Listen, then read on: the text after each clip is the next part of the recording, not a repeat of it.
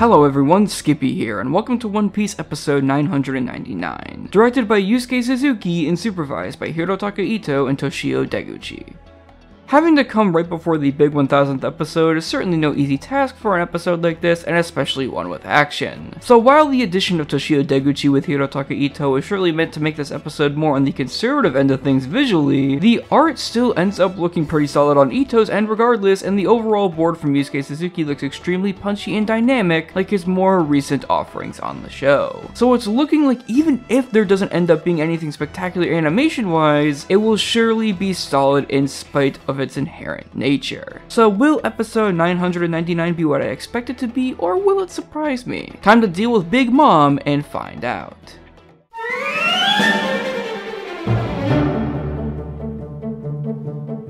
This episode covers the first 10 pages of chapter 989, and honestly, I'm shocked, because I never really felt like the pacing for this episode dragged at all. Sure, there's some obvious flashback to Oars when the numbers arrive on the scene, but that's only about a minute long, and there's so much happening in the episode otherwise that it doesn't take away from it. Peppering the first half with a lot of added filler between Usopp and Chopper trying to get away from the numbers at first, as well as extending the meeting with Momo, Shinobu, and Yamato, to add some light comedy but reason for why Frankie has to save them for the former, and some seriousness behind Luffy's words to trust Yamato and the latter, but Momo and Shinobu simply can't do it because they're not Odin. On top of all that too, the second half and remainder overall of the canon content is just done exponentially well, with the best comedic timing, OST selection with many Stampede tracks, and voice direction that makes it all come together and feel natural while using some of the slower overall feeling to build a lot of different feelings, with fun and tension being the main two. And because of that, I have to say that I was really quite surprised by how solid this episode turned out even on the adaptation side of things. It manages to make a whole half of an episode out of mostly filler and not stuff that feels very un-One Piecey at that. Following the same line of thinking that so much of this arc has already done in being a fantastic connecting piece to the second half of the episode and the product's overall storyboard.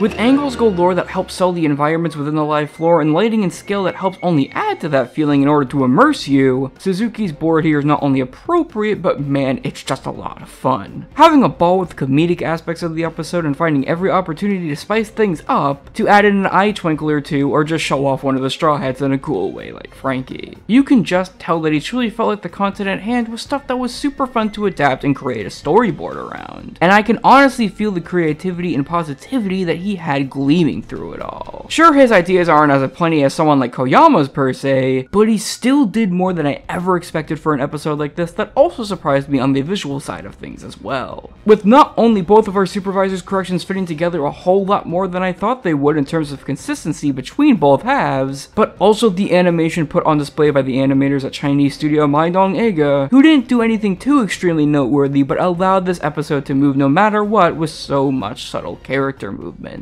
I certainly wasn't expecting an episode this good this time around because of obvious circumstances regarding the weekly production, and of course the big one, OOO. But like the adaptation, I was pleasantly surprised even when I knew I'd like it somewhat due to being positive towards most of Suzuki's recent work on the show, but I'm happy to report that I loved it a whole lot more than that as well. And when next week it's finally time for the big 1000th episode, directed by co-series director Kohei Kareta from a board by him and former co-series director Ayako Maki, I can't wait for what's in store. It's obvious they're trying to not show much, there's only so much I can say before going into it. But the already solid looking visuals on top of supervision from Chu Ichikawa and our character designer Matsuda is giving this episode some major promise. And all I can hope for is that it ends up living up to all that for what it is and for what it means to the series. Anyways guys, that's it for now. I'm Skippy, and I was waiting so long for that Robin moment, you have no idea.